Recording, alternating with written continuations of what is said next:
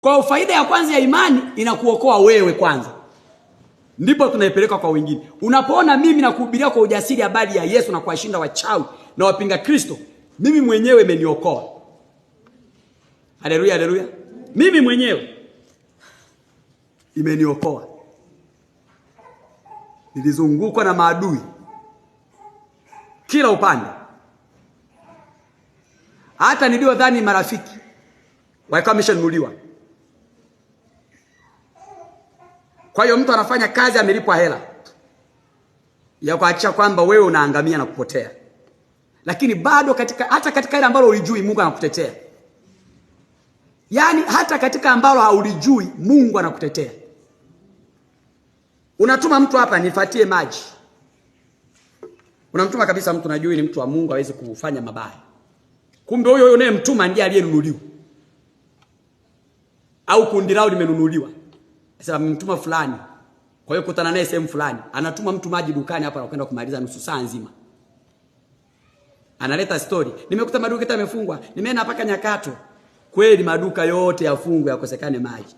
Saa nyingine mpaka unamaliza kuhubiri hapo unakaa mpaka saa nyingine unataka kuondoka na kukutana na kuja anakimbia. Ukianywa yale maji, ndio unagundua kuna kitu kimefanyika zaidi.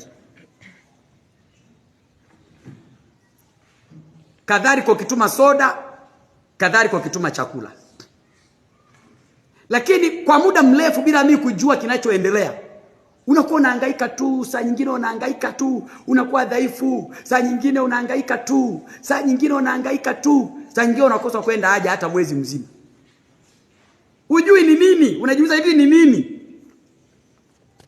Ukitembea unajisikia uanguke, hujui ni nini. Lakini hayo yote Mungu anakuokoa. Wengine ni siku mbili tu ya tatu, chali kama panya. Lakini ni Mungu anakuokoa. Anasema utakula kitu cha kufisha lakini hakitakuzuru. Yaani wewe umetuma mtu jana akakuletea, umetuma, sababu ibada kama zetu hapa ni nani, majeshi yangu mnayajua. Ni ya nguvu. Lakini unashangaa umekunywa jana, ukimaliza kunywa unasikia mwili wote unatetemeka namna hii. Haya maji gani haya? Ukituma mtu mwingine ambaye ni tofauti na wale unaotuma kila siku, analeta maji ambayo ni tofauti. Na unaona lile kundi linamchukia kabisa. Wewe ufai kutuma na baba, wewe ufai kutuma na mchungaji wewe. Unajua wewe kwanza wewe nataka kumzoea mchungaji wewe. Ili wabaki wale makonki wakupige vizuri. Lakini pamoja walikuwa wengi ndugu zangu. Yaani walitanda wakawa wengi mtaani, wakawekwa watu kila mahali. Yaani ukijichanganya paka mahotelini. Lakini hayo yote unaenda kwenye hoteli unanunua kitu, unakula, unakutana na changamoto. Unasema ni nini? Lakini hiyo vita nilishinda. Sio kwa akili zangu.